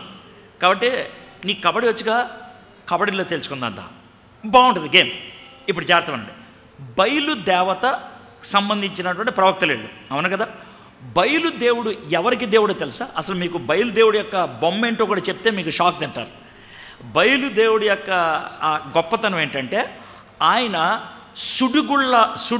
సుడిగుండం ఉంటుందే, సుడిగుండానికి దేవుడు, సూర్యుడికి దేవుడు. సుడిగుండానికి దేవుడు, సూర్యుడికి దేవుడు. Sun and storm, is god of sun and storm. అర్థమైందా? అంతేకాకుండా ఆయన అసలు ముఖ చిత్రం ఎలా ఉంటుంది తెలుసా? మీరు ఎలక్ట్రిసిటీ బోర్డు వాళ్ళ యొక్క లోగో తెలుసా మీకు? కరెంట్ వాళ్ళది. ఇలా ఒక మనిషి నుంచి ఉంటాడు, ఈ మధ్యలోంచి కరెంట్ వెళ్ళిపోతున్నట్టు ఉంటుంది తెలుసా? అది బయలుదేవత యొక్క బొమ్మ. స్పార్క్, స్పార్క్ అంటే అగ్నిని అలా పంపిస్తాడు ఆయన. అది ఆయన ప్రత్యేకం. మీ దేవుడు అగ్నిదేవుడు కదా, కదా? ఆ ఏరియాలో చూసుకుందామా? అది విషయం అనమాట. మీ దేవుడు అగ్నిదేవుడు కదా, చూసుకుందాం ఆ ఏరియాలో. మీ ఏరియాలోకి వస్తున్నా, మీ ఏరియాలో చూసుకుందాం. ఓకే, ఏ దేవుడైతే అగ్నిని కురిపిస్తాడో ఆయన అసలైనటువంటి దేవుడు. అది ఆయన వార్నింగ్ ఇచ్చి మొదలుపెట్టాడు. తర్వాత మీకు స్టోరీ తెలిసిందే. వీళ్ళు ప్రార్థన చేశారు, మధ్యాహ్నం అయిపోయింది, మనోడు కాస్త విసికిచ్చాడు. ఎవరో? ఏలియా. మీ దేవుడు పడుకున్నాడేమో, బయటికి వెళ్ళాడేమో, భోంచేస్తున్నాడేమో, ఇలా చాలా అన్నీ విసికిచ్చాడు, చూసుకోండి అని అన్నాడు. ఆ తర్వాత గుర్తుపెట్టుకోండి, వాళ్ళు రక్తం కారేటట్లు కొట్టుకున్నారంట, రక్తం కారేటట్లు. అర్థమైందా? ఇప్పుడు మీరు గమనించినట్లయితే బైబిల్లో ఉన్నటువంటి దేవుడికి ప్రపంచంలో ఉన్నటువంటి మిగిలిన భక్తులకి తేడా ఉంటుంటే, బైబిల్లో ఉన్నటువంటి దేవుడు నీ సమర్పణ కావాలి అని అడుగుతాడు, పూర్తిగా నీ సమర్పణ. కానీ మిగిలిన దేవతలు కానీ దేవుళ్ళు కానీ సమర్పణ కోరరు. వాళ్ళు మన జీవితపు భాగాలు అడుగుతారు, శరీరంలో భాగం అడుగుతారు, మనసులో భాగం అడుగుతారు. పీసెస్, పీసెస్ అంటే పిఈఎస్ఈ కాదు, మొక్కలు, మొక్కలు అడుగుతారు, మొక్కలు. అందుకనే ఈ దేవతలకు సంబంధించిన వాళ్ళు, వేరు వేరు మతాలకు సంబంధించిన వాళ్ళు రక్తాన్ని చుమ్మటం ఇవన్నీ చేస్తారు. ఇప్పుడు మనకు కుంభమేళా జరగబోతుంది కదా, ఈ కుంభమేళాలకి రకరకాలైనటువంటి సాధువులు వస్తారు. ఆ సాధువులు చూస్తే మనకి పిచ్చెక్కుద్ది. కొంతమంది ముళ్ళ మీద కూర్చునే వాళ్ళు ఉంటారు, కొంతమంది ఒక్క కాలు మీద సంవత్సరాలు నిలబడే వాళ్ళు ఉంటారు, ఇలాంటి సాధువులు ఉంటారు. అయితే ఎందుకు అలాగా చేశారంటే వాళ్ళ దేవత కోరింది అలాగా, వాళ్ళ దేవుడు అలా కోరాడు. మన దేవుడు అలాంటిది ఏం కోరలేదు. మన దేవుడు అలా కోరింది, నీ హృదయం నాకు ఇచ్చావు. ఎంత మంచి దేవుడు. వీళ్ళు రక్తం కొట్టుకునేటట్లు కొట్టుకున్నారు. మరి ఇక్కడ గుంటూరులో ఈ మొహరం టైంలో అర్థమైందా? ఇప్పుడు మన సున్నీలు షియాలు ఉంటారు కదా, రెండు జాతుల వాళ్ళు. ఒక జాతి వాళ్ళు అల్లాహు అక్బర్ అని ఇక్కడ బ్లేడ్ పెట్టుకొని, ఇక్కడ బ్లేడ్ పెట్టుకొని ఇలా కొట్టుకుంటే ఇక్కడ దెబ్బ తగిలి రక్తం కారుతూ ఉంటే, ఆ రక్తం వాసన రాకూడదని వీళ్ళు సెంటు కొడతా ఉంటే, ఆ సెంటు ఈ గాయానికి తగిలితే వీళ్ళకి మండితే ఆ మంట తెలియకుండా వాళ్ళు అరుచుకుంటూ వెళ్ళిపోతూ ఉంటే అది భక్తి. గుంటూరులో పీర్ల పండుగ జరుగుతూ ఉంటుంది. ఆ పీర్ల పండుగ టైంలో నుప్పులు వేసేస్తే ఆ నుప్పుల మీద అటు ఇటు పరిగెడతా ఉంటే, కాళ్ళు కింద కాలుతూ ఉంటే అది భక్తి. దేవుడు మనల్ని అలాంటి ఏం కోరలేదు. ఆయన హీ డిడ్ నాట్ ఆస్క్, నీ హృదయాన్ని నాకు ఇవ్వని అన్నాడు. సో సాయంత్రం అయిపోయింది. అయిపోయిన తర్వాత ఆ కమోషన్ మధ్యన ఇప్పుడు ఏలియా మాట్లాడటం మొదలు పెట్టాలి. అయితే ఒక చిన్న మాట, ఏలియా ఒక్కడే ఉన్నాడు, అవతల ఎంతమంది ఉన్నారు? 850. అయితే లెక్కలు మీకు తెలుసో లేదో నాకు తెలియదు. లెక్కలు ఒకటి నేర్పిస్తాను చూడండి. 850 ఇంటూ 0 ఎంత చెప్పండి నాకు? 850 ఇంటూ 0. కానీ మనం 0 లెక్కేయకుండా అమ్మో 850 ఉన్నారు. అయితే ఏంటంట 850 ఇంటూ 0 = 0. యువతలు ఎంతమంది ఉన్నారు? ఏలియా 1 ఇంటూ 1 ఎంత? 1 అగెయిన్స్ట్ 0. ఏది గెలుస్తుంది? కదా కదా, సింపుల్ లెక్కలవే. 850 ఇంటూ 0 అగెయిన్స్ట్ 1 ఇంటూ 1. సో మనం లెక్కలేసేప్పుడు వాళ్ళు ఎక్కువ మందిని జనం వేసుకొచ్చారా, వాళ్ళు ఎక్కువ మంది ఉన్నారా, వాళ్ళు అనేక మంది అన్నారు, అవ్వండొచ్చు. ఇంటూ 0 సరిపోద్ది. ఎంతమంది ఉంటే నాకే. అయితే ఏలియా వచ్చాడు. ఏలియా ఏం చేశాడంటే ముందు సిద్ధపరిచాడు. నేను జస్ట్ స్టోరీలాగా చెప్పుకుంటూ వస్తున్నాను. 27వ వచనం నుంచి. అప్పుడు ఏలియా నా దగ్గరికి రండి అని జనులందరితో చెప్పగా జనులందరూ అతని దగ్గరికి వచ్చిరి. అతడు క్రింద పడద్రోయబడి ఉన్న యెహోవా బలిపీఠమును బాగు చేసి, చాలా బాగా అనిపిస్తుంది. దేవుణ్ణి మనం ఏదైనా అడక్క ముందు ప్రిపరేషన్ చాలా బాగుంటుంది, రిపేర్ చాలా బాగుంటుంది. దేవుడు ఎప్పుడు కూడా రిపేర్తో స్టార్ట్ చేస్తాడు. పడిపోయినటువంటి బలిపీఠాన్ని కట్టుకున్నాడు. మన బలిపీఠాలు రిపేర్ చేసుకోవాల్సిన పరిస్థితి ఉందేమో. వ్యక్తిగతంగా దేవుడితో గడిపే బలిపీఠం, కుటుంబంగా దేవుడితో గడిపే బలిపీఠం పడిపోయాయేమో, రిపేర్ చేసుకుందాం. యెహోవాకు ప్రత్యక్షమై నీ నామము ఇశ్రాయేలు నగు వాగ్దానము నొందిన యాకోబు సంతతి గోత్రముల లెక్క చొప్పున 12 రాళ్లను తీసుకొని ఆ రాళ్ల చేత యెహోవా నామమున ఒక బలిపీఠమును కట్టించి దాని చుట్టూ 2 మానికల గింజలు పట్టినంత లోతుగా కందకం ఒకటి త్రవ్వించి కట్టెలను క్రమంగా పేర్చి ఎద్దును తునకలుగా చేసి ఆ కట్టెల మీద ఉంచి. ఇశ్రాయేలీలు 10 గోత్రాలే, కానీ ఎన్ని రాళ్ళు పెట్టించాడు ఆయన? మళ్ళీ ఇక్కడ మన మైండ్లోకి ఏం తెచ్చుకుంటే బాగుంటుంది? సార్వత్రిక సంఘం. ఇశ్రాయేలు అనేటువంటి పెద్ద గుంపులో చిన్న భాగమే, కానీ ఏలియా ఆ కుంచిత భావంతో చోట్ల 12 రాళ్ళు పెట్టించాడు. సో మైండ్ ఎప్పుడు కూడా అందరూ అనేది మైండ్లో తను పెట్టుకొని ఆ విధంగా పెట్టాడు. ఆ తర్వాత ఈయన 12 రాళ్ళు పెట్టి ఆయన ఆ బలిపశువుని పెట్టి 4 గంగాళాలు ఉంటాయి. అంటే ఆ 4 గంగాళాలతో 3 సార్లు నీళ్లు పోయిపించాడు. 3 సార్లు. ఒక్కొక్క గంగాళంలో అంట 6 బకెట్లు నీళ్ళు పడతాయంట. 6 నాళ్ళు ఎంత? 24 × 3 ఎంత? 72. 72 బకెట్లు నీళ్లు పోయించాడు. 72 బకెట్లు. అది కూడా 4 మూళ్ళు ఎంత? సో 12 సార్లు వెళ్ళింది. సో అక్కడ కూడా 12 వచ్చేట్లు చూసుకున్నాడు ఆయన. మీరు నెమ్మది చదివితే మీకు అర్థమైపోతుంది. ఆయన పోయిపించాడు. ఎందుకు ఇంత పోయిపించాడంటే 2 కారణాలు. జాగ్రత్త. ఏంటి ఆ 2 కారణాలంటే, ఈ బయలుదేవత మన మధ్యన దేవుడని రుజువు చేయడానికంట బయలుదేవత ప్రవక్తలు ఒక డ్రామా చేసేవాళ్ళంట. ఏం డ్రామా చేసేవాళ్ళంటే, జాగ్రత్తగానండి, వాళ్ళు బలిపీఠం పెట్టేవాళ్ళంట. బలిపీఠం మీద జంతువు పెట్టేవాళ్ళంట. కింద దూది లాంటిది పెట్టి అద్దం పెట్టేవాళ్ళంట. అక్కడ అద్దం, అర్థమైందా? వీళ్ళు ఏం చేశారంటే ఆ అద్దం మీద అటు ఇటు చేసి సూర్య కిరణాలు పడేటట్లు చేసి అది ఎలిగేటట్లు చేసి బయలుదేవత ఎలిగించిందని చెప్పేవాళ్ళంట. అది వాళ్ళు వేసే డ్రామా. అయితే ఒకవేళ నేను కూడా అలా డ్రామా చేస్తున్నాను అనుకుంటారేమో అని అనుమానం లేకుండా ఉండటానికి అన్ని నీళ్లు పోయిచ్చాడంట. అరే మా దేవుడు డ్రామాగాడు కదరా, డైరెక్ట్గా అగ్ని గ్యారంటీగా వస్తుందిరా అని అనటానికి అన్ని నీళ్లు పోయిచ్చాడంట. నీళ్లు పోయిచ్చి ఆ నీళ్ళన్నీ కారిపోతూ ఉంటే పైనుంచి ఇలాగా డ్రూప్ అవుతూ ఉంటే ప్రార్థన మొదలుపెట్టాడు. 36, 37 ఈ ప్రార్థన. యెహోవా, అబ్రహాము, ఇస్సాకు, ఇశ్రాయేలీల దేవా, ఇశ్రాయేలీల మధ్యన నీవు దేవుడివై ఉన్నావనియు నేను నీ సేవకుడినై ఉన్నాననియు ఈ కార్యక్రమములన్నీ నీ సెలవు చేత చేసిననియు ఈ దినమున కనపరచుము. దీన్ని ఇంట్రడక్షన్ అంటారు. నువ్వెవరివే, నేనెవరిని, ఇదంతా ఎందుకు జరుగుతుంది? సింపుల్గా ఇంట్రడక్షన్. ఇప్పుడు మెయిన్ ప్రేయర్. యెహోవా, నా ప్రార్థన ఆలకించుము. యెహోవావైన నీవు నీవే దేవుడివై ఉన్నావనియు, నీవు వారి హృదయములు నీ తట్టుకు తిరగచేయదు అనియు ఈ జనులకు తెలియనట్లుగా నా ప్రార్థన అంగీకరించుము. ఇది ఆయన చేసినటువంటి ప్రార్థన.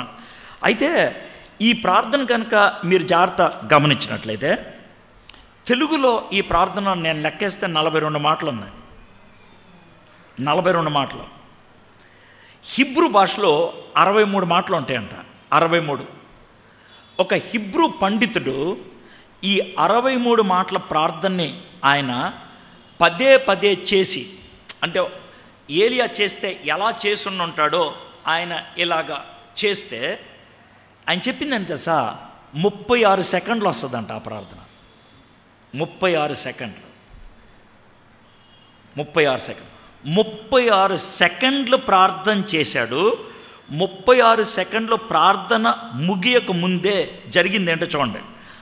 38వ వచనం. అతడు ఈ లాగు ప్రార్థన అంటే ప్రార్థన ముగిసిందా?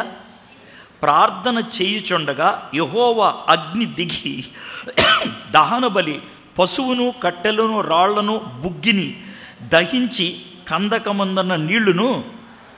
ఇది మీకు బాగా అర్థం అవ్వాలంటే ఈ ఎగ్జాంపుల్ చెప్పాలి.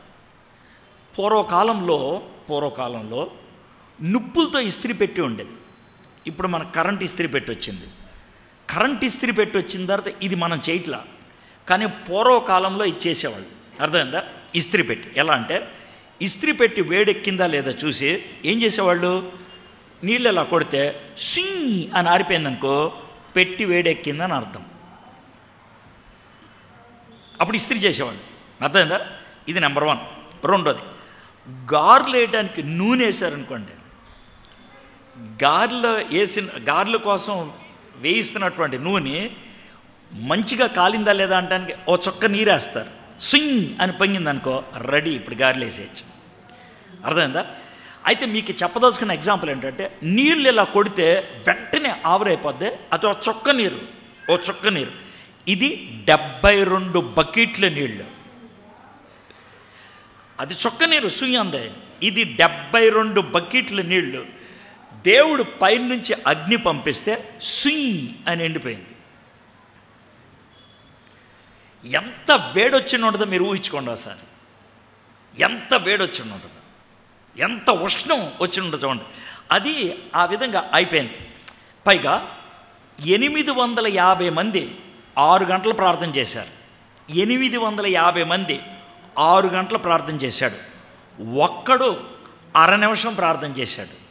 ఇది పని అయింది. దీంతో నేను చెప్పదలుచుకుంది ఏంటంటే, జాగ్రత్త వినండి, ఎంతసేపు ప్రార్థన చేశావు అన్న దానికంటే ఎవరు ప్రార్థన చేస్తున్నారు అన్నది ముఖ్యం. నువ్వు దేవుని బిడ్డవైతే, దేవునితో కనెక్షన్ బాగా ఉన్నటువంటి బిడ్డవైతే, అర్థమైందా, నువ్వు చేసేటువంటి ప్రార్థన చిన్నదైన పని అవుతుంది. మనలో కొంతమంది ఏమనుకుంటారంటే, దీర్ఘంగా ప్రార్థన చేస్తే పని అవుద్ది అనేసి. దీర్ఘంగా ప్రార్థన చేయమని అడిగేది దేవుడు మనసు కరగడానికి కాదు, మన జీవితం బాగుపడటానికి. ప్రార్థన దేవుణ్ణి మార్చదు, ప్రార్థన చేసేవాడిని మార్చుద్ది. అది వింటు. సో ఆయన అయ్యాడు. అయిపోయిన తర్వాత ఏలియా గారు, అరే మొత్తం అందరం పట్టుకోండిరా, ఆయన చంపేంట్రా అన్నాడు. ఎందుకు చంపేయమన్నాడు? ధర్మశాస్త్రం ప్రకారం తప్పుడు దోవలోకి తీసుకెళ్లే వాళ్ళందరినీ కూడా చంపేయాలి. అదే మాట యేసుప్రభు వారు కూడా ఉపయోగించారు. ఎక్కడ? మత్తయి సువార్తలో, ఎవరైనా ఇలాంటి చిన్నపిల్లల్ని తప్పు దోవలోకి తీసుకెళ్తే వాడి మెడ చుట్టూ తిరగట్రా వేసి సముద్రంలో పడేయమన్నాడు. మరణశిక్ష. కాబట్టి మరణశిక్ష విధించేయాలి అని చెప్పాడు. అయిపోయింది. ఇప్పుడు నెక్స్ట్ ప్రాముఖ్యమైనది 2 kinds ఆఫ్ ప్రేయర్స్ని మనం ఈ అధ్యాయంలో చూస్తాం. 2 kinds ఆఫ్ ప్రేయర్స్. క్విక్గా ఇది చూసి నేను ముగిచ్చేస్తాను. ఏంటి ఆ 2 kinds ఆఫ్ ప్రేయర్స్ అంటే 19th చాప్టర్లోకి వెళ్ళదలుచుకోవట్లా, 18తో ఆపేస్తాను. 2 kinds ఆఫ్ ప్రేయర్స్ ఏంటంటే, అర నిమిషం ప్రార్థన చేశాడు, 36 సెకండ్లు, అగ్ని వచ్చింది. కానీ అదే ఏలియా వర్షం కోసం 7 సార్లు ప్రార్థన చేయాల్సి వచ్చింది. ఆ ప్రార్థనకి ఈ ప్రార్థనకి తేడా ఏంటి? ఏ ప్రార్థనకి ఎక్కువ టైం పడుతుంది, ఏ ప్రార్థనకి తక్కువ టైం పడుతుంది? తక్కువ టైం ఈ ప్రార్థనకి ఎందుకు పట్టింది, ఎక్కువ టైం ఈ ప్రార్థనకి ఎందుకు పట్టింది? రెండూ చేసింది ఒకడే ఏలియా కదా, రెండూ చేసింది దేవుడి యొక్క ఆజ్ఞను బట్టే కదా, రెండూ చేసింది దేవుడి యొక్క ప్రణాళికను బట్టే కదా. Why long here? ఈ క్లారిటీ మీకు వస్తే కనుక చాలా అద్భుతంగా ఉంటుంది. 41వ వచనం, పిమ్మట ఏలియా విస్తారమైన వర్షం వచ్చినట్లుగా ధ్వని పుట్టుచున్నది, నువ్వు పోయి భోజనం చేయమని ఆహాబుదేవు. వర్షం వస్తుందని ఏలియాకి తెలుసు, డౌట్ లేదు ఏలియాకి. జాగ్రత్తమేనండి, మనోడు 7 సార్లు ప్రార్థన చేశాడంటే మనోడికి విశ్వాసం పుట్టడానికి కాదు, క్లారిటీ వచ్చేయాలి. ఏలియాకి తెలుసు వర్షం వస్తుందని, అయినప్పుడు కూడా 7 సార్లు ఎందుకు ప్రార్థన చేయాల్సి వచ్చింది? సో ఇది చాలా ఇంపార్టెంట్ క్వశ్చన్. ఆహాబు భోజనం చేయబోయాను కానీ అంటే నేను అనుకుంటాను, ఇంత అగ్ని వచ్చి 72 బకెట్ల నీళ్లు ఒక్కసారిగా ఆవిరైపోతే ఆహాబుకి పిచ్చెక్కి ఏం చేయమంటే అది చేశాడు. వెళ్ళి ఫుడ్ తినంటే గబబా తినేసి ఉంటాడు రాజు అయినప్పుడు కూడా. అర్థమైందా? భోజనం చేసేస్తా ఉన్నాడు. అయితే ఇక్కడ చూడండి, ఏలియా కర్మేలు పర్వతం మీదకు పోయి, ఇది చాలా స్లోగా చూడాలి, కర్మేలు పర్వతం మీదకు పోయి నేల మీద పడి ముఖము మోకాళ్ళ మధ్యన ఉంచుకొని, నేల మీద పడిపోయి అంటే పడిపోయాడు మనోడు, పడిపోయాడు, నేల మీద పడిపోయాడు అంటే మనోడు కాళ్ళ మీద లేడు. జాగ్రత్తమేనండి, కాళ్ళ మీద లేడు. బహుశా పొట్ట మీద ఉండాలి, లేకపోతే సైడ్కి ఉండాలి, లేకపోతే వీప్ మీద ఉండాలి. మీరు ఊహించుకోండి, మీరు ఊహించుకోవాలని చెప్తున్నాను. అర్థమైందా? ఆయన నుంచోని లేడు, నో హీఈస్ నాట్ స్టాండింగ్, నేల మీద పడిపోయాడు. పడిపోయాడంటే 3 పాసిబిలిటీస్, అయితే సైడ్కి, లేకపోతే బొక్కబార్లుగా, లేకపోతే ఎల్లకెత్తలుగా. కానీ చాలామంది చెప్పేది ఏంటంటే ఈయన సైడ్కి పడుకున్నాడని పండితులు చెప్పేది. ఎందుకంటే తర్వాత చెప్పినటువంటి పోస్టర్ సైడ్కి పడుకొని ఈ తలకాయ లేదా జాగ్రత్త, ఈ తలకాయ 2 మోకాళ్ళ మధ్యలోకి వెళ్ళిందంట. అంటే మోకాళ్ళు పైకి వచ్చేసినాయి, ఇలాగా ముడుచుకుంటాం కదా, ఇలా ముడుచుకుంటాం, ఈ తలకాయ 2 మోకాళ్ళ మధ్యలోకి వెళ్ళింది, ఈ తలకాయ 2 మోకాళ్ళ మధ్యలోకి వెళ్ళింది. ఎందుకు ఆ పోస్చర్ ఎవరికీ అర్థం కాదు, కానీ ఒకటి మాత్రం చెప్తారు పండితులు, ఏమని తెలుసా? ఆ పోస్చర్లో మనిషి ఉండేది ఒకసారే, ఎప్పుడు తెలుసా? అమ్మ కడుపులో ఉన్నప్పుడు. అమ్మ కడుపులో ఉన్నప్పుడు ఆ షేప్లో ఉండేది అక్కడే. ఆ 2 కాళ్ళు అక్కడికి వెళ్ళిపోయి తలకాయ అక్కడికి వెళ్ళి ఆడు ఆ చిన్న ఆ ఊంబులో ఉంటాడు. అలాంటి పొజిషన్కి వెళ్ళిపోయాడు ఏలియా. వెళ్ళి ఆయన ప్రార్థన చేస్తా ఉన్నాడు. అయితే 7 సార్లు పంపించాడు, ప్రార్థన చేయి, నేను వెళ్తున్నాను, ఎల్లు చూడను. ఎందుకని దేవుడు అంత టైం తీసుకున్నాడు? జాగ్రత్తగా వినండి. ఇందాక అగ్ని కురిపించినప్పుడు ఏం జరిగింది చెప్పండి? దేవుని మహిమ ప్రదర్శించబడింది, దేవుని శక్తి ప్రదర్శించబడింది, దేవుడు గణపరచబడ్డాడు, దేవుణ్ణి బయలుపరిచాడు. That's it. దేవుణ్ణి గణపరచడానికి, దేవుణ్ణి ప్రత్యక్షపరచడానికి, దేవుని కార్యము జరగటానికి పెద్ద ఎక్కువ టైం పట్టదు, ½ మినిట్ చాలు. అందుకనే 1/2 నిమిషం ప్రార్థన చేశాడు, అగ్ని వచ్చేసింది. దేవుని ప్రత్యక్షత మనుషుల దగ్గరకు వచ్చేసింది, దేవుని యొక్క శక్తి కనపరచబడింది, దేవుని యొక్క కార్యము అక్కడ విశుద్ధపరచబడింది, అయిపోయింది. కానీ ఇక్కడ ఏం జరుగుతుంది? వర్షం ఎందుకు రాలేదు? ఇశ్రాయేలీయులు పాపం చేశారు. ఇప్పుడు వర్షం రావాలంటే ఏం చేయాలి? ఇశ్రాయేలీయుల పాపం అంతటిని డీల్ చేయాలి. ఇశ్రాయేలీయుల పాపం డీల్ చేయకుండా వర్షం వస్తుందా? రాదు. 7 సార్లు ప్రార్థన చేసేటప్పుడు మోషే కొండ మీద, హోరేబు కొండ మీద ఏం చేశాడో, సీనాయి కొండ మీద, ఇక్కడ ఏలియా అదే పని చేస్తున్నాడు. అక్కడేం చేశాడు మోషే? గుర్తు తెచ్చుకోండి మీరు, నిర్గమాకాండం 32వ అధ్యాయం. వీళ్ళు బంగారు దూడను తయారు చేసుకొని ఆ బంగారు దూడతో తాగి తందనాలు ఆడుతూ ఉంటే దేవుడు వీళ్ళందరినీ చంపేస్తానంటే మోషే అడ్డంగా నిలబడి 40 రాత్రులు 40 పగళ్ళు ప్రార్థన చేస్తే 40వ రోజు దేవుడు మోషే దగ్గరకు వచ్చి నీ ముఖం చూసి వాళ్ళు వదిలేస్తున్నానని వాళ్ళని క్షమించి వదిలేశాడు.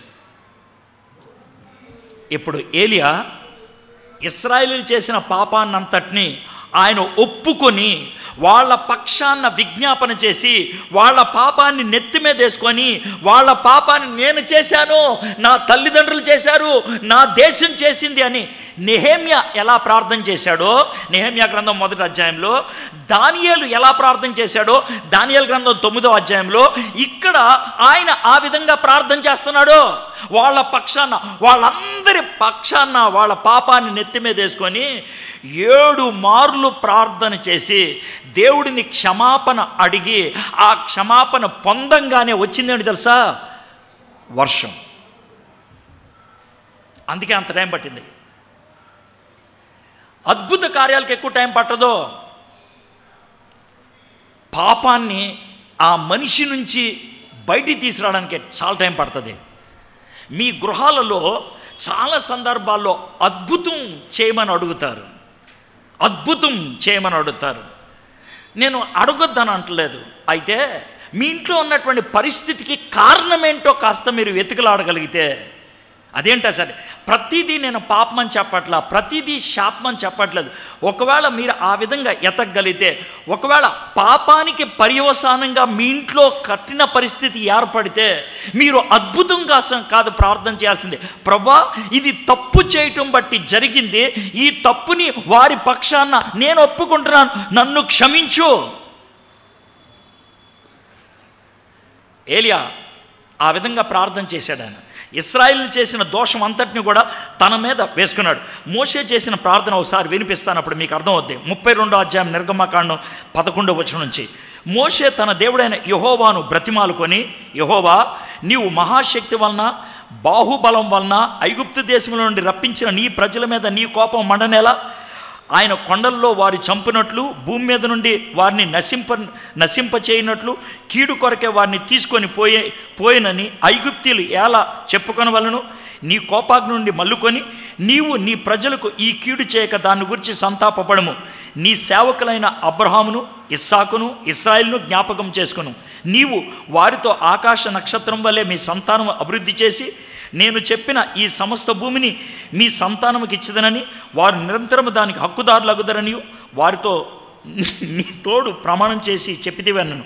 అంతట యెహోవా తన ప్రజలకు చేస్తానని చెప్పిన కీడుని గూర్చి సంతాపపడెను. నెహెమ్యా ప్రార్థన చూస్తే ఇంకా బాగుంటుంది. నా పితరులు, నా తల్లిదండ్రులు, నా కుటుంబం పాపం చేశారు, దాన్ని ఒప్పుకుంటున్నాను నేను. దానియేలు ప్రార్థన చూస్తే సేమ్, వాళ్ళు చేసిన దోషాన్ని నేను ఒప్పుకుంటున్నాను. మై ఫ్రెండ్స్, యేసు ప్రభు వారు శిలువ మీద చేసిన ప్రార్థన కూడా అది. తండ్రి, వీరేం చేస్తున్నారో వీరెరగరు, వీరిని క్షమించండి, వీరిని క్షమించండి. నా యేసయ్య అలాంటి ప్రార్థన చేశాడు కాబట్టి ఆ ప్రార్థనతో నేను ఏకీభవించగలిగితే, ఆ ప్రార్థనతో నేను జోడించగలిగితే, నా ఇంట్లో వాళ్ళు ఎవరన్నా పాపం చేశారేమో, నా కుటుంబ సభ్యులు ఎవరన్నా పాపం చేశారేమో, ఏలియా ప్రార్థన విని ఆ పాపపు పర్యవసానాన్ని నుంచి దేవుడు ఇశ్రాయేల్ దేశాన్ని తప్పించగలిగాడే. మోషే ప్రార్థన విని ఇశ్రాయేలుని చంపకుండా వదిలేశాడే.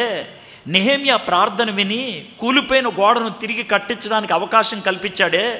దానియేలు ప్రార్థన విని 70 సంవత్సరాలు చెరలోకి వెళ్ళిన వాళ్ళని వెనక్కి తీసుకొచ్చాడే. నీ ప్రార్థన విని నీ కుటుంబ పరిస్థితి మార్చడని ఎందుకు నమ్ముతున్నావు, ఎందుకు అనుకుంటున్నావు? యు క్యాన్ ప్రే. ఏలియా ఆ విధంగా ఒక దేశం కోసం ప్రార్థన చేశాడు. మనం మన దేశం కోసం ప్రార్థన చేద్దాం, మన ఊరి కోసం ప్రార్థన చేద్దాం, మన గ్రామం కోసం ప్రార్థన చేద్దాం, మన సంఘం కోసం ప్రార్థన చేస్తాం. 2 ప్రార్థనలు, వైవిధ్యమైనటువంటి ప్రార్థనలు. ఒక ప్రార్థన దేవుని శక్తిని కనపరిచే ప్రార్థన, దానికి ఎక్కువ టైం ఉండదు. ఒక ప్రార్థన దేవుని నుండి క్షమాపణ కోరే ప్రార్థన, దానికి టైం పడుతుంది. మనము ఎక్కువగా ఆ ప్రార్థన చేయబద్దులమే ఉన్నాం. క్షమాపణ ప్రార్థన మన కుటుంబాల కోసం, మన దేశం కోసం, మన సంఘం కోసం ఏలియా వలె ప్రార్థన చేయడానికి దేవుడు మనల్ని ఏర్పరచుకోవాలి. మనం ఆ విధంగా సిద్ధపడాలి. ఏలియా వలె మన సంఘంలో, మన సమాజంలో మనం ఉండటానికి దేవుడు పిలుస్తున్నాడు. మనం ఉండటానికి సంసిద్ధపడుతున్నామా ఆలోచించుకుందాం. చిన్న ప్రార్థన చేసి ముగించుకుందాం. మా దేవా, మా ప్రభువా, మీకు వందనాలు, మీకు స్తుతులు, మీకు స్తోత్రాలు చెల్లిస్తున్నాం తండ్రి. ఈ 3 వర్తమానాల ద్వారా త్వరితగతిలో ఏలియా గురించి కొన్ని విషయాలు మేము నేర్చుకోవడానికి మీరు కృప చూపించారు తండ్రి. నాయన ఈ 3 అధ్యాయాలు చాలా విశిష్టమైనవి ప్రభా. చాలా పాఠాలు నేర్చుకోగలుగుతాం, కానీ 2 అధ్యాయాలు మేము చూడగలిగాం నాయన. మరి ఇంకా ఇంటికెళ్ళి ఏలియా గురించి పూర్తిగా చదవటానికి నాయన నెమ్మదిగా నీ దగ్గర నుంచి మేము పాఠాలు నేర్చుకోవడానికి కృప చూపించమని అడుగుతున్నాం. ఏలియా లైఫ్ మొత్తాన్ని మా ముందు పెట్టావు ప్రభా. తన కోపాన్ని మా ముందు పెట్టావు, తన యొక్క అనుమానాన్ని మా ముందు పెట్టావు, తన భయాన్ని మా ముందు పెట్టావు, తన విశ్వాసాన్ని మా ముందు పెట్టావు, తన పౌరుషాన్ని మా ముందు పెట్టావు, తన ధైర్యంగా నిలబడటం మా ముందు పెట్టావు, సాహసోపేతమైన కార్యాలు చేయటం మా ముందు పెట్టావు ప్రభా. అందుకనే చెప్తున్నాడు ప్రభా, ఏలియా మీ వంటి వాడే, మన వంటి వాడే. కాబట్టి ప్రభా, మేము ఏలియా వలె జీవించగలిగినట్లు ప్రస్తుత సమాజంలో, ప్రస్తుత సంఘాల్లో, ప్రస్తుత కుటుంబాల్లో మమ్మల్ని ప్రభా మీరు తర్బీదు చేయండి, ట్రైన్ చేయండి, ఐసోలేషన్లో తీసుకెళ్ళి ట్రైన్ చేయండి. మేము ఉపయోగపడేటువంటి పాత్రలుగా ఉండేటకు మాకు సహాయం చేయండి. యేసు నామములో ప్రార్థన చేయించున్నాం తండ్రి.